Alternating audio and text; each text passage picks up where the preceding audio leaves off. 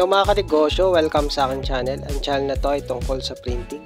Kung interesado ka sa mga ganitong bagay, palag-subscribe at hit mo na rin ang notification bell para updated ka palagi sa mga video na upload ko na may kinalaman sa printing business. Hello mga kanegosyo, meron tayong printer dito na Epson L5290 at ngayon ay magpapalit tayo ng wastepad. Ito yung nabili kong wastepad. Tatlong set na yung binili ko para sa susunod ay may magagamit ulit ako. So ilagay na natin. Tanggalin lang natin yung tornilyo dito sa likod ng printer.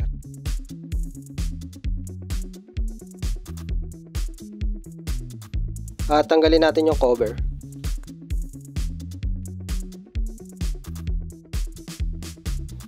Pag natanggal na yung cover ay magtatanggal ulit tayo ng tornilyo.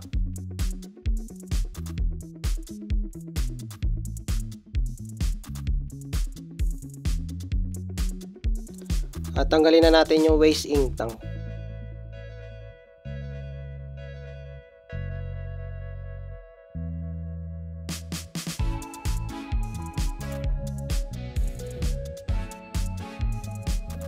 At yan, medyo puno na yung ating waste ink tank. Kaya palitan na natin ng wastepad. Nilagay ko na yung wastepad, ganito dapat yung arrangement.